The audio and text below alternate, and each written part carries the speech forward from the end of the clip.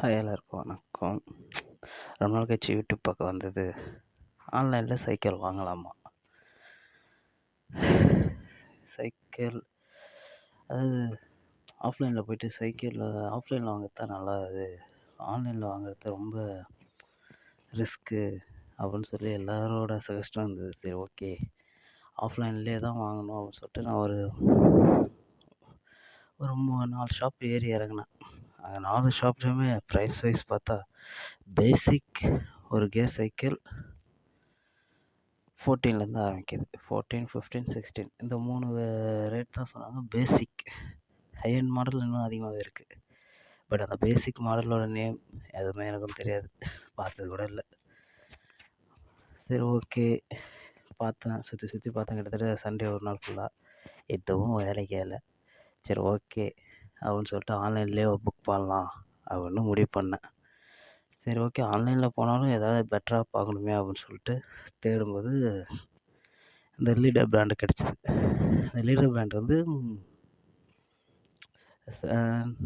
நான் தேடி பார்த்த வரைக்கும் இந்தியாவில் டாப் 2ல் இருக்குது. இது வந்து இப்போ லூடியானாவில் பஞ்சாபில் ஆரம்பித்த கம்பெனி. 1977லேருந்தே இருக்குது இந்த கம்பெனி. இது வாரண்டின்னும் போது இது ஃப்ரேமுக்கு லைஃப் டைம் வாரண்டி கொடுக்குறாங்க. சைக்கிளை பொறுத்த வரைக்கும் சைக்கிள் ஃப்ரேம் மட்டும்தான் அந்த ஃபேக்ட்ரியோடது. மீதி இருக்கிற அக்சசரிஸ் எல்லாமே அதர் கம்பெனிலேருந்து வாங்கி அசம்பிள் பண்ணுறது மட்டும்தான். ஸோ ஒரு ரிஸ்க்கு தான், பட் வாங்கி எப்படி இருக்குன்னு பார்த்துருவோம். அட்லீஸ்ட் நம்ம பார்த்தோன்னா, நம்ம வாங்கி பார்க்காத வரைக்கும் நம்ம அதை பற்றி எதுவுமே பேசக்கூடாது அப்படின்ற ஒரு மைண்ட் தாட் வந்துடுச்சு. சரி, ஓகே அப்படின்னு இது ஃப்ளிப்கார்ட்டில் ஆர்டர் போட்டிருக்கேன். இது வந்து பார்த்திங்கன்னா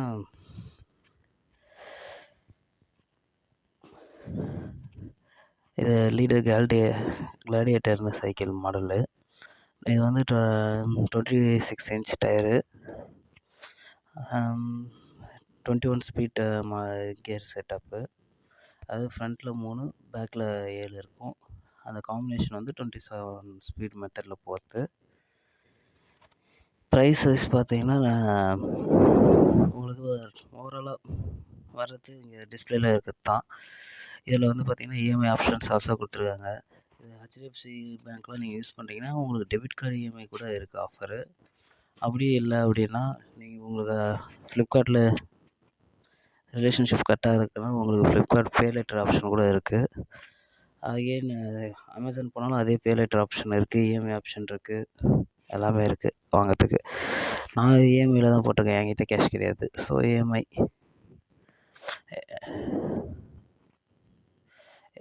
இஎம்ஐயில் ஆஃபரில் இப்போ சைக்கிள் போட்டிருக்கேன். ஏன் மெயினாக இதை நான் ஆன்லைனில் வாங்கிறதுக்கு ஒரு பயம் இருந்தாலும் பர்ச்சேஸ் பண்ணுறேன். ரீசன் என்னென்னா, எனக்கு ஆஃப்லைனில் இங்கே ஆன்லைனில் பார்க்கறத விட டபுள், அட்லீஸ்ட் ஒரு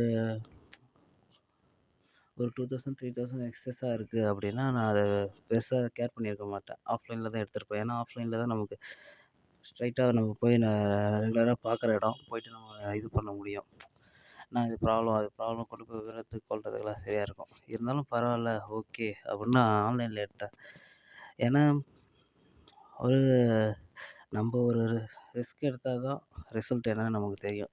நான் இதை நிறைய வீடியோஸ் பார்த்ததில் எனக்கு தெரியலை. எல்லாருமே சஜஸ்ட் பண்ணது ஆன்லைன் தான். சரி, ஆஃப்லைன் தான், சாரி தப்பாக சொல்லிட்டேன்.